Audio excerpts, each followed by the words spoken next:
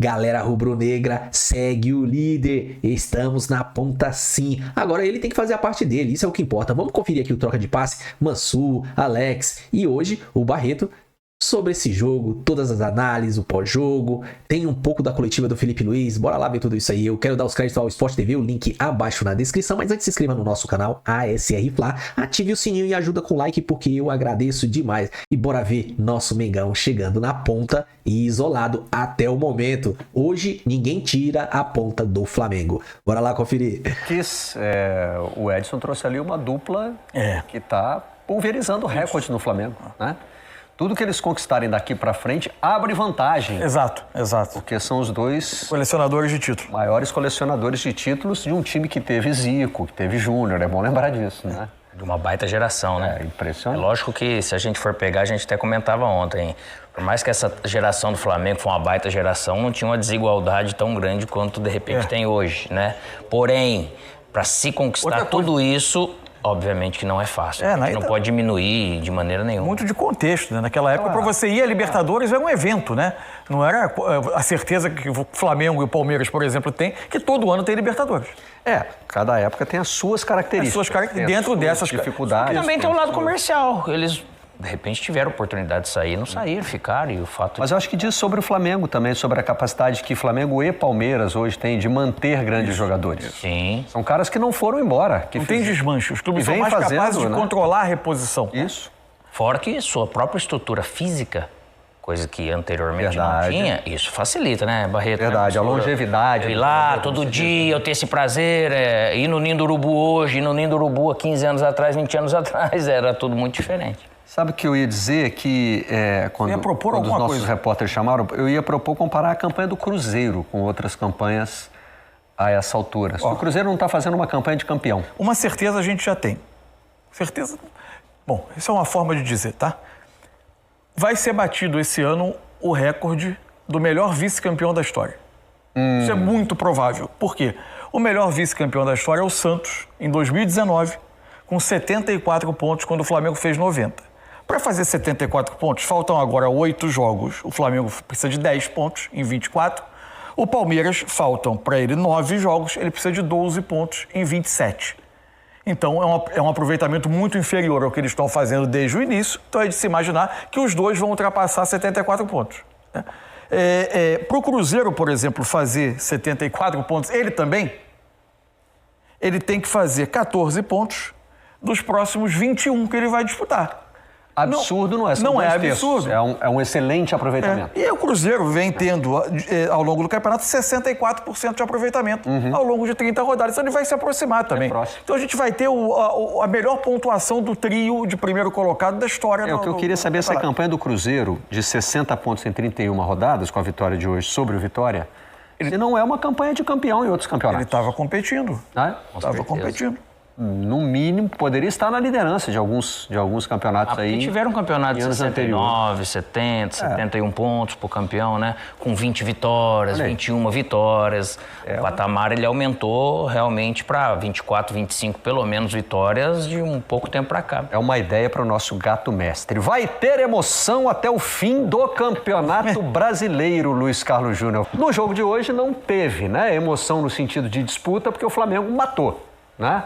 Mas teve uma torcida curtindo, festejando, celebrando a grande campanha e, como você disse na transmissão, se preparando para dormir na liderança. Já voltou praticamente todo mundo para casa, tem um pouquinho de gente ali atrás, todo mundo voltando para ter aquele soninho de líder, aquele soninho gostoso. Soninho de líder e botando o secador ali, né, paradinho, já pegando o secador, pensando em secar. Bom, não teve emoção até o fim, mas você tem toda a razão, meu amigo Barreto. Brasileirão vai ter emoção até o fim. Porque esses dois times descolaram, são os dois maiores orçamentos, os dois melhores elencos, as duas grandes potências da América do Sul, decidindo Libertadores e decidindo o Campeonato Brasileiro. Então, galera, vai ter emoção até o fim no Brasileirão, não vai, Jéssica? Vai ter, né? E hoje o Flamengo mostrou isso, né? Foi um jogo de opostos, como a gente já falava no nosso pré-jogo, no nosso aquecimento. E o Flamengo conseguiu fazer o jogo funcionar, né? Fazer o jogo com muita qualidade. A ideia, o plano do Filipe Luiz era fazer um jogo de aproximação do ataque, desse ataque funcionando e triangulando entre si. Mas e isso funcionou. No primeiro tempo o gol não saiu, mas ali já tinha uma disparidade muito grande do Flamengo em frente ao Sport. A gente teve muitas finalizações do Flamengo no primeiro tempo, poucas no gol, mas um chutaço do De La Cruz por uma grande defesa do Gabriel no primeiro tempo. O De La Cruz ele finalizou 3 vezes, as 3 vezes com muito perigo, né? Ele era o jogador mais confiante. Aí o Roger falou que não pode perder essa, né? Foi uma chance clara do Bruno Henrique. As 2 principais chances do primeiro tempo caíram nos pés dos 2 jogadores que não estavam confiantes, que eram o Samuel Lino e o Bruno Henrique, né, Roger? O jogo foi muito tranquilo pro Flamengo. O Flamengo não passou nenhum tipo de sufoco, não sofreu em nenhum minuto da partida, controlou todas as ações, teve muitas finalizações. Chegou a uma hora que o Flamengo tinha 20 finalizações contra nenhuma do Sport. Então foi um jogo em que o Flamengo conseguiu jogar bem, conseguiu criar as principais chances. O que ainda pega, principalmente no primeiro tempo, foram os desperdícios de algumas jogadas muito claras de gol, né? O Bruno e o Samuel deixaram de fazer 2 gols na cara do gol com muita facilidade. Isso aí cobra-se um pouquinho do Flamengo, principalmente quando não tem o Pedro. Mas no segundo tempo, eles foram muito bem. O primeiro gol do Flamengo é uma jogada muito bonita do Samuel Lino. Aí a gente tá vendo mais uma finalização do De La Cruz. Logo na sequência o Flamengo faz o gol, uma jogada pela esquerda do Samuel Lino. Aí a gente está vendo e o passe e a infiltração perfeita no tempo certo do Bruno Henrique para fazer 1-0. A partir do momento que o Flamengo quebra essa tampa, fica mais fácil, os espaços ficam maiores, entra logo na sequência, entra o Arrascaeta, e aí com um espaço pequeno ele já enxerga melhor, com um espaço maior o jogo fica mais fácil para o Flamengo. O Saul apareceu, faz um cruzamento aqui do lado esquerdo para o segundo gol do Flamengo, também num rebote que o Bruno Henrique aproveita muito bem, e aí foi só administrar. Filipe Luiz controlou carga, tirou jogadores importantes, deu minutagem a outros que têm poucos minutos na temporada. Deixou, por exemplo, o Samuel Lino jogar o tempo inteiro. Então foi uma noite, né, Jéssica, que o Flamengo conseguiu sair daqui sem nenhuma notícia ruim. De repente a lesão ali nas costas do Carrascal, que parece não ser nada de grave. Então ele administrou bem, ele jogou bem, ele controlou o adversário, ele não sofreu, ele não sai com ninguém gravemente machucado, ele tem todo mundo por próximo. Bruno Henrique com o 3º cartão amarelo. E bobo, né? E bobo. Ele já estava no banco de reservas, uma reclamação que não cabia aí, o lance do cruzamento do Raul, Danilo. Saul, como ele sai, como ele tira peso da bola, como ele toca com mais refino, o cruzamento na cabeça do Danilo, e aí ninguém do Sport acompanha, o Bruno Henrique faz o segundo gol. Então é uma noite muito boa para o Flamengo, o torcedor sai satisfeito, quase 70 mil pessoas novamente. É uma noite que eu acho que o Felipe hoje, se ele não conseguiu dormir, a gente trouxe hoje ele depois do jogo da Argentina. O sono dos justos. Dá pra ver aqui o clima no Maracanã. Provavelmente domingo de folga, então hoje é um sono tranquilo, agradável para todos os rubro-negros. Aqui o clima no Maracanã já era de muito alívio depois do primeiro gol, né? Acho que a torcida queria demais ver o Flamengo jogando bem, o ataque funcionando. Bruno Henrique, esse cara que tá aparecendo aí, voltando a marcar gols, né? Voltando a ser confiante, a poder ser uma peça importante nesse elenco do Flamengo. E quando sai o primeiro gol, a gente percebe que o clima já é outro, né? De uma comemoração, de um alívio da torcida toda, já combinando aí com a classificação da Libertadores, né? Para essa vitória importante. Também, que cobrança de falta, hein? A gente tem no futebol brasileiro, até no futebol mundial, né? Belas cobranças, gols bonitos de bola parada. Camisa 10 hoje tirou da cartola. Eu sou fã demais de gol de falta. Adoro ver gol de falta. Essa brincadeirinha. Eles diminuíram muito, né? E o Gabriel fez bom jogo. O goleiro do Sport é um bom goleiro. E nem assim ele conseguiu fazer essa defesa de uma bela cobrança do Arrascaeta. Outro ponto muito positivo para o Flamengo, participação do De La Cruz no jogo. Muita intensidade, muita participação em movimentações, em triangulações, em tabela. Essa é a única defesa do Rossi. Uma bola difícil, uma bola que varia, que balança na frente dele, que ele sai pro lado esquerdo. Olha só, ele vai pro lado esquerdo. E aí tem que voltar pro lado direito para fazer a defesa. O goleiraço o Flamengo tem também. Na única que precisou dele, ele fez uma defesa segura. Então uma noite bem tranquila pro Flamengo, que tudo que foi planejado deu certo. Tudo que foi planejado deu certo. Vou pegar esse gancho do Roger aí, Luiz, pra gente seguir no papo aqui com o Mansur e com o Alex. Palmeiras e Flamengo agora vão levar essa reta final de Campeonato Brasileiro na ponta dos dedos, né? Como se diz ao narrar a Fórmula 1. Não sei se o Galvão foi o primeiro a usar essa expressão, Luiz, talvez tenha sido. Mas era boa, né? É boa demais, né? Aquela última volta ali, muito delicada. Só que é o seguinte, isso era usado na Fórmula 1 para aquela corrida que já estava ganha. Só não fazer besteira, só não bater, não quebrar. Isso aí. Agora não é isso, não. Agora tem que preservar o time para uma final duríssima. E acelerar ao mesmo tempo no Brasileiro. Enquanto se disputa, né? Na ponta dos dedos, mas pisando fundo. Porque a sensação de que o outro não vai perder muitos pontos. Essa é a É porque questão. olha só, nessa situação, por exemplo, Palmeiras vai amanhã a Caxias, não pode negociar, tem que ganhar. A esperança do torcedor do Flamengo está no desgaste do Palmeiras. Para fazer aqueles 4x0 pensando no na desgaste LDU. no outro, um torcendo para que o outro tenha mais lesão, que perca mais jogador, que perca alguma. Lógico, Tem cara. isso, Alex? Lógico que tem. Ficar o outro assim, torcer para jogador machucar. Seca, na entrevista nós fala que nós não perdemos tempo com isso, mas é lógico que torce contra, velho. Vai falar que é mentira, não tem como, né? Na Que se o cara entrevista é perder, todo mundo fica mais bonzinho, fácil. né? Não, É. pelo amor de Deus, não sei o que Queremos ganhar lá, dos mas- melhores e tal. Lógico, secador. Ô, Barreto, na Palmeiras hoje entrevista tava ninguém lá. quer ser cancelado nos dias de hoje, não. É verdade. Mas enfim, um vai estar de olho no outro, claro. E uma coisa que eu acho que pode ter influência, e tudo agora é evidente que a gente está especulando quanto ao que pode acontecer nessa reta final. Mas quem primeiro ceder terreno um pouquinho, até mentalmente pode acontecer desse time acabar olhando muito mais a Libertadores do que o Brasileiro. Se alguém abre 4 pontos, digamos, aí, né, como a pouca crença de que o outro vai perder ponto, é natural que esse time comece a ver a Libertadores como o grande objetivo e aí o campeonato ganhe, vai pender muito para o lado do outro. Ainda assim, a gente não vai nunca duvidar que esses times possam dar a volta. Mas, no momento, não ceder terreno é o fundamental. E um mês, né, Alex? Acho que mexe com o psicológico de todo mundo também. É muito e pouco tempo de uma vez só. É muito e pouco tempo, mas assim, não dá pra pensar. Realmente você pensar, lá vai faltar algo aqui, vai ficar até chato, porque lá não é garantido, não tem garantia de nada. E você pode garantir o título brasileiro, de repente, até chegar lá.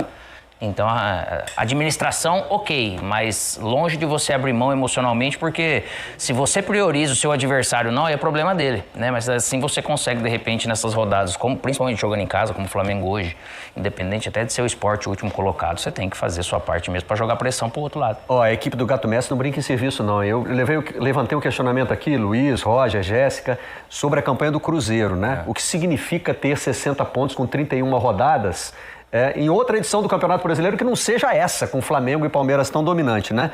E recebi aqui o seguinte, olha, em 7 oportunidades, desde 2006, aquele ponto de corte, né? Que a gente costuma usar. Campeonato Brasileiro, pontos corridos, 20 clubes. Em 7 oportunidades, o líder na 31ª rodada tinha menos de 60 pontos. Eu estava fazendo essa... Como o Gato mexe muito mais rápido do que eu estava fazendo aqui a pesquisa manualmente. Eles não usam. Inter em 2020 tinha 59, de espiral. Corinthians em 2017 tinha 59. Ele é o gato mestre, né? Exatamente. Exato, quem sou eu para competir? Não é por acaso. Mas só o Corinthians em 2017 tinha 59 também? Ó, Grêmio 2008, 59. Palmeiras 2009, 54. Fluminense 2010, 54. Vasco 2011, 57. Corinthians 2017, 59.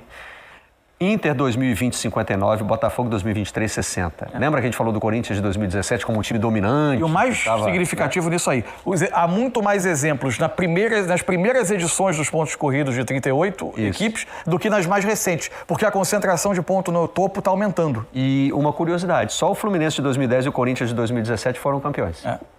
Curioso. Com os 60 pontos em 31 rodadas. De certa forma, pode tirar um pouco o São Paulo da zona de conforto para não jogar no Morumbi. E o Flamengo pode ter algum benefício nesse sentido de estar jogando num campo que o São Paulo não joga como mandante? Bom, acredito que o São Paulo esteja mais confortável na Vila que nós, né? Eles jogam mais lá do que a gente. Mas acontece, nós muitas vezes também levamos para Brasília alguns jogos, nos sentimos confortáveis em Brasília, por exemplo, porque estamos mais não acostumados, mas já, como você falou, as características dos jogadores que estão no campo. Tem uns que são mais chutadores que outros. E principalmente os espaços que o adversário deixa para que você chute. E uma das coisas que o esporte deixa esse espaço na frente da área muitas vezes para que você chute. Foi assim que o Fortaleza fez gol neles e alguns outros times tiveram possibilidades. O São Paulo fez gols neles também, assim, de fora da área, de rebote. Então isso acaba acontecendo naturalmente, os jogadores sentem mais confiança para chutar. Eles treinam chute todas as semanas.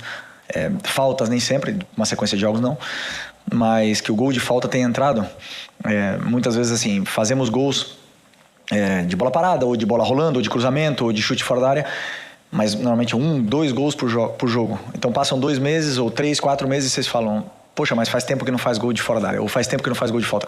Não dá para fazer gol de todos os tipos, todos os jogos, né? Os gols vão se revezando muitas vezes. O importante é que temos capacidade para fazê-los, né? Com jogadores determinantes como temos. Na coletiva passada você mencionou que você ia aproveitar esse jogo para recuperar a confiança de alguns jogadores, né? Você considera que o objetivo foi alcançado? Então, eu estudo todas as semanas, assisto jogos das equipes que eu acho que me servem como modelo para que eu possa também pegar ideias e soluções dependendo dessas equipes europeias ou mesmo aqui brasileiras que enfrentam essas situações durante a semana e sempre nos dão algumas ideias e algumas aportações ao nosso repertório, nosso modelo de jogo. Muitas vezes já escutei falar que nosso time joga de forma igual. Isso para mim é o maior elogio que eu posso ter, porque isso quer dizer que o time tem identidade. Mas nunca é assim, porque sempre são muitos ajustes em função do plano de jogo, que muitas vezes passa desapercebido para o olho do torcedor, mas existem muitas variações dentro do próprio jogo que vão acontecendo, que faz com que nosso time seja muito difícil de ser marcado e pressionado. Então, evoluir sempre dá tempo. Aí eu esqueci o que... Bom, acredito que sim, que todo mundo sai fortalecido depois de uma vitória de 3-0. De hoje até a final da Libertadores, o Flamengo vai fazer 7 jogos. Já fez o primeiro hoje, né? Porque provavelmente o jogo contra o Galo vai ser na terça-feira anterior lá em Minas. Você acredita que é possível o campeão brasileiro ser definido antes da final? Sou muito ruim em fazer previsões. Se quem faz previsões acertasse, o futebol não teria graça e os apostadores estariam ricos. E estão todos com problemas. Nunca dá para prever essas coisas. Então o que nós temos que fazer é pensar no próximo jogo. É o que eu faço. Tá muito longe da final. Sei que vocês querem saber da final, querem falar da final. A única coisa que passa na minha cabeça é São Paulo. E essa é a minha mensagem que eu tenho passado para os meus jogadores. O que tá na nossa cabeça é a próxima rodada. E a única coisa que importa é o que está no nosso alcance. O que está na nossa mão é o que podemos fazer, é tentar ganhar do São Paulo a próxima rodada.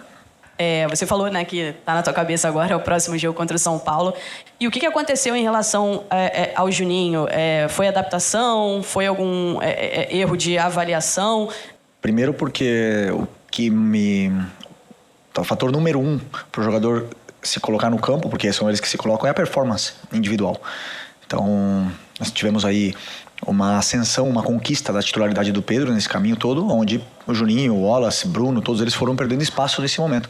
E com o espaço também a confiança. Então, sempre tento de uma certa forma, quando eu posso, dar minutos, porque pelo que eu vejo durante a semana também vai me dando muitas informações para o que eu posso esperar do jogo. Essas informações eu tenho, vocês não. E muitas vezes as escolhas dos nomes não são agradáveis aos olhos e ouvidos dos torcedores, mas são porque também eu faço o que eu acredito que seja melhor para a equipe, dependendo do que eu vejo durante a semana e durante os treinos e os jogos, né? Então, o que aconteceu foi isso. Não teve a sequência necessária, nunca conseguiu a confiança que precisa para poder performar e se colocar no time de forma unânime. Então, isso não aconteceu e só depende dele. Felipe, na quarta-feira, você deu um recado para a torcida e pediu para que a torcida hoje viesse para o Maracanã. Até para as coisas que deram certo no segundo tempo. Tem muito a ver com esse comportamento da torcida também, que comprou a sua ideia. Excelente pergunta. Eu não tenho dúvida que a torcida hoje foi um fator determinante nessa vitória. Eu vou explicar o porquê. Porque quando entra no campo jogadores que não estão no seu melhor momento de forma, como, por exemplo, todo mundo sabe, Lino, Bruno Henrique, que não estão com a confiança elevada, né? O próprio Plata, que vinha de uma expulsão, que vinha que fez para mim um excelente jogo contra o Racing, mas a expulsão afeta a cabeça de um jogador. Eles não receberam a cobrança que costumam receber com a torcida do Flamengo. E isso é importante, que a torcida saiba que eles foram determinantes, o torcedor, determinantes, na recuperação desses jogadores no decorrer do jogo. Porque eles vão tocando na bola, o Lino começou errando, a gente já sabia que ia acontecer isso, mas ele foi, conforme foi passando o tempo, ele foi recuperando bolas, foi defendendo, foi se encontrando melhor e foi voltando a ser o Lino.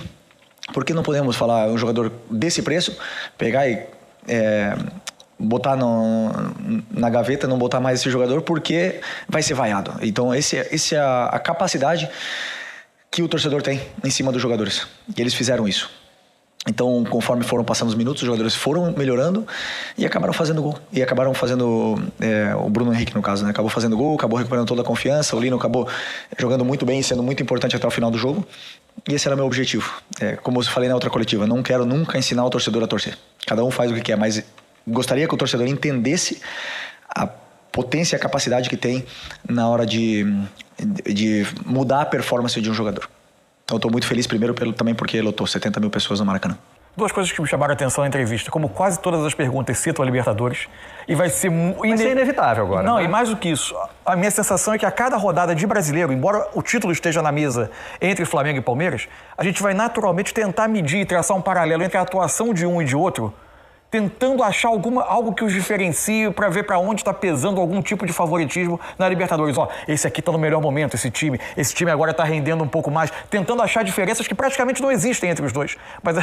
Mas naturalmente, a atuação de cada dos times vai ser comparada rodada a rodada. E a outra que, para mim, tinha duas coisas na mente do Felipe. Ganhar o jogo e, claramente, tentar fazer com que Bruno Henrique e Samuel Lino saíssem do estádio com a confiança recuperada, porque eles vão ser muito necessários na reta final. O Bruno Henrique sai de campo após 2 gols e o Samuel Lino fica aos 90 minutos porque o jogo dele ia crescendo. E conforme o jogo dele foi crescendo, ele viu condições para recuperar ele com a torcida. Teve uma pergunta sobre o Juninho e com a lesão do Pedro, que a gente vai agora, né, acompanhar, tentar entender se ele volta a tempo de disputar a final da Libertadores, mas enfim.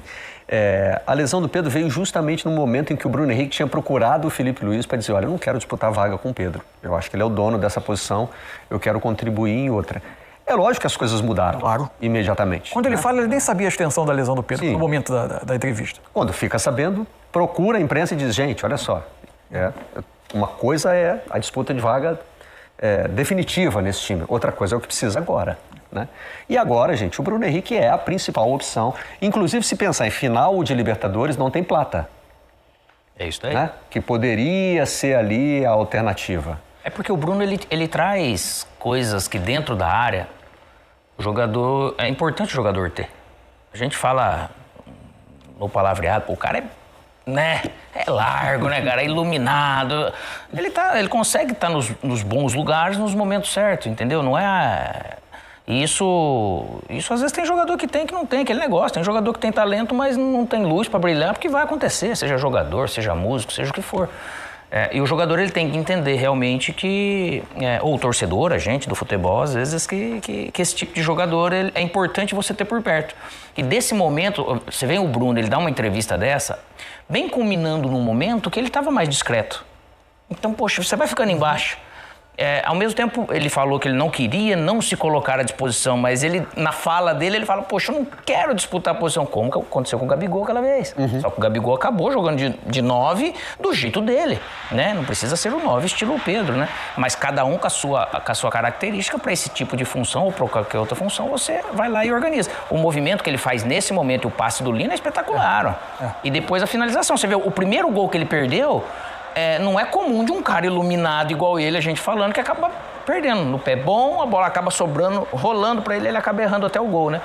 Mas aí ele acaba fazendo isso. E fora que o Bruno, ele tem aquela questão do jogo aéreo, né, cara? Ele tem uma facilidade, uma qualidade, vamos dizer, no cabeceio, que ele acaba acrescentando. Então, do mesmo jeito que o treinador não pode desistir de jogador, é lógico que é duro falar assim, que você fala a situação do Juninho que tá, porque parece que ele não convenceu mesmo para ficar. Mas então, o Felipe Luiz, muito educadamente, disse que o Juninho não correspondeu ao que se esperava. E agora ele não mostrou. Ele não mostrou em campo que deveria ser ele a jogar e não outro. No Brasil a gente confunde muito, não é só no futebol, né? Na vida profissional a gente confunde avaliações sobre o nosso desempenho com questões pessoais, né? Tá falando mal de mim. Não estou dizendo que o Juninho vai fazer isso, mas assim, a gente mesmo já olha para uma entrevista, o que o treinador vai falar do jogador agora? Vai falar que ele não... Em determinados momentos, cabe ao treinador avaliar. Esse jogador está no nível do que eu espero para um substituto do Pedro no Flamengo, sim ou não? E aí o campo você teve oportunidades e possibilidades para mostrar que já tem um tempo para isso, né? E faz parte também, não deu certo. Está dizendo que o Juninho não entregou o que se esperava dele. O que também não quer dizer que está decretado o fim da carreira desse jogador. Pelo contrário, né? Pelo contrário. Ele pode ter outra temporada boa no Flamengo, ele pode sair do Flamengo e jogar bem em outro lugar. Quantos jogadores a gente vê que não deu certo num time e acaba indo no outro explodindo? Isso aí pode realmente acontecer. O que eu achei mais interessante hoje do jogo, sob o ponto de vista dessa discussão, foi a forma de utilização do Bruno Henrique no jogo. Que, para mim, mostra que o Felipe Luiz... Evidente que houve momentos em que ele foi usado muito mesmo numa função parecida com a do 9, especialista. Mas o Felipe Luiz é um profundo conhecedor de Bruno Henrique, porque ele conviveu com o Bruno Henrique no Flamengo desde 2019. Desde quando era jogador. E hoje, o início do jogo especialmente, o Bruno Henrique, quem fazia muito mais a função de 9 hoje era o Plata no início do jogo.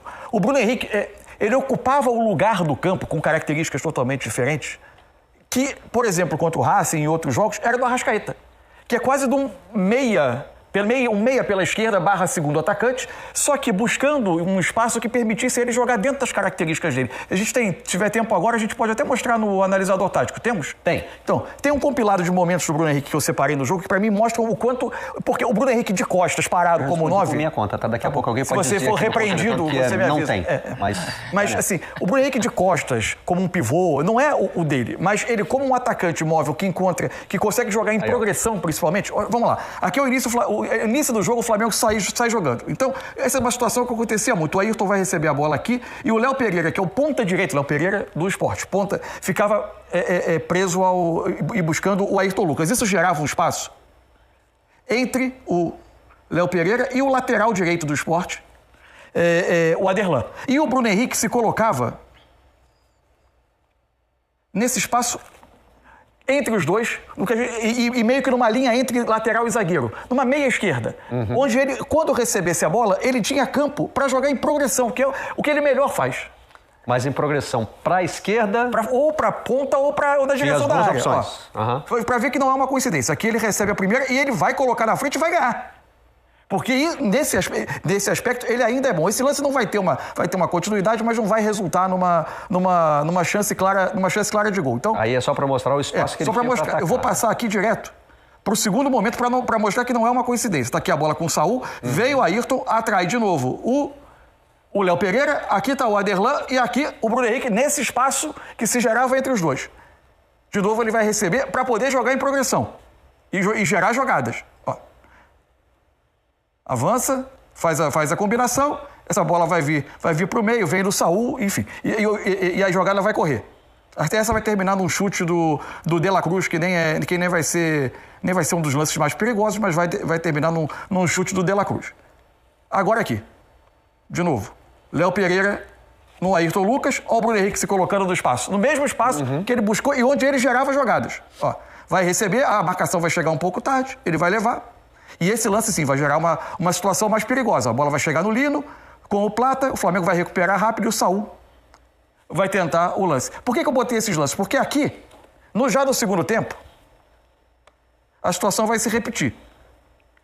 Está aqui o espaço que o Bruno Henrique mais pegava a bola no jogo. E o curioso é que até aí nada resultou numa situação de perigo para o Bruno Henrique, né? Isso. Aqui, ó, lá vai ele em progressão, vai trazer a bola para o meio. Por que esse lance é importante no jogo? Esse lance é a origem, a bola vai voltar pro De La Cruz, ele é a origem do segundo gol, é o escanteio que vai resultar no segundo gol do Flamengo. Agora vocês vão me perguntar, então ele não pode ser 9, o Bruno Henrique não sabe fazer nenhum movimento de 9? Claro que não, o primeiro gol vai mostrar que ele pode, mas aqui o Flamengo tentava uma outra coisa diferente do jogo. Em vez de bater com o muro, o Flamengo passou em alguns momentos do segundo tempo a atrair um pouco o Sport para a sua saída de bola, para gerar espaço atrás para aqueles jogadores que correm às costas da marcação, como o Bruno Henrique. Olha aqui, está aqui o Bruno Henrique, vale a pena prestar atenção nele, porque ele vai fazer o movimento algumas vezes. Ó, a bola está saindo de... Ó, aqui ele correu e partiu. E o curioso é que já reclamou também. É o Lino que recebe aqui? Isso. E ele 2 vezes já levantou o braço. Ele reclamou, porque o lance a oportunidade era boa pro lançamento. Ele ficou louco, né? Isso. Só que agora ele vai se colocar. Léo Pereira, né? Isso. Ele vai se colocar de novo em condição de fazer o mesmo movimento, ó. Ó, agora. Aí ficou mano a mano. Esse movimento em profundidade. Isso é muito característico dele. Agora, o Bruno Henrique, preso entre zagueiros de costas como pivô, não funciona tanto. Mas esse movimento de um atacante que faz gol, ele fez muitas vezes na passagem dele pelo Flamengo. Parecido com os 3 primeiros que você mostrou. Isso. Aqueles do primeiro tempo. Só que aí mais próximo da área. Aí ele tá forçando a linha defensiva para finalizar. Ali ele tá para gerar jogadas. Até com o Jorge Jesus, ele fazia muito dessa função. De ficar meio que flutuando como um segundo, tendo meia, mas ele vinha fazer para ter espaço, né? Isso era para mim um dos segredos da parceria dele com o Gabigol. Porque o que para mim era a especialidade do Gabigol? O Gabigol iniciava a jogada na linha defensiva do adversário, na área, ele precisava sair dali para depois voltar e atacar aquele espaço. E o Bruno Henrique, que faz muito movimento de saída, desocupava o espaço onde o Gabigol... E isso é um entendimento deles que era feito com muita maestria. O Gabigol teve ali o parceiro que melhor o entendeu, né? Lógico. E isso funcionava muito bem entre os dois. E por vezes, o Arrascaeta às vezes estava buscando o lado esquerdo, o Bruno Henrique atacando a área ele como um segundo atacante, porque o Arrascaeta com o time do Jorge Jesus partia muito da ponta esquerda para dentro, né? Aí o Bruno Henrique às vezes compensava o movimento do Arrascaeta da esquerda para dentro e ele saía do centro para fora. Então ali tinha um movimento que era muito sincronizado. Do empate da Libertadores, da final da Libertadores em 2019. Isso. Tanto o Bruno Henrique quanto o Arrascaeta procurando a jogada pelo lado esquerdo. O futebol móvel, ele é gostoso de ver. Eu adoro ver basquete, porque o basquete, ele, lógico, numa condição diferente, mas tem coisas que ele dá para trazer. Nesse lance, o Bruno, ele coincide, ele tá por dentro. Quem faz o movimento de profundidade é o Plata, que abre esse espaço por dentro pro Lino trazer a bola, deixa realmente o BH de mano a mano, e aí ele está, praticamente ele estava no lugar certo pela primeira jogada, né, que ele não foi lançado, mas ele estava no lugar certo na hora certa. Eu não sabia, a gente está aqui durante o programa e a coletiva aconteceu, o Luciano Melo acabou de avisar aqui que teve um trecho da coletiva do Felipe, que a gente não exibiu, que ele fala: o Bruno jogou hoje onde jogou durante todo 2019. Ele e Gabigol na frente. O Arrascaeta partindo da esquerda, Everton Ribeiro da direita. E essa é a posição dele, por mais que me digam o contrário. Ele chega bem na direção da área. Sim. Chega bem, ou seja, mais ou menos nesse movimento que a gente estava mostrando aqui. Tem bom cabeceio, sabe explorar o espaço e quando está com confiança são lendas, ele e Arrascaeta são lendas históricas do Flamengo. Declaração do Felipe Luiz. Eu acho que reforça um pouquinho do que a gente tentou mostrar aqui com essas imagens. Eric Faria está me lembrando de outro momento interessante aqui, o gol contra o Racing. É pelo lado direito do campo. Isso, ele faz um movimento. Essa projeção. É que ele não acerta a finalização. Isso. Perfeito. Bem lembrado. Ele é um jogador de corrente e está jogando em direção do gol. E não de costas pro gol. E de preferência fazendo essa diagonal, achando essa espaço diagonal. entre dois. Ou vindo num espaço que ele possa conduzir a bola, que ele ganhe. Ele é um jogador mais de força do que de habilidade. De espaço maior do que de espaço curto. Perfeito. Tem esse espaço na defesa do Palmeiras, porque tudo isso está sendo preparado pensando no final da Libertadores. Pode ter. Como é um time que marca individual, já houve confrontos Flamengo e Palmeiras, por exemplo, o confronto do turno, se eu não estou errado, no Allianz, acho que o jogo foi 0-0 no ano passado. A minha memória pode estar me traindo. Mas o jogo... Se fosse a do Felipe Diniz, eu falaria que está, mas a sua não. O jogo quase o tempo todo com marcação individual e perseguição, que o Flamengo explorava muito a corrida do Bruno Henrique contra o Gustavo Gomes.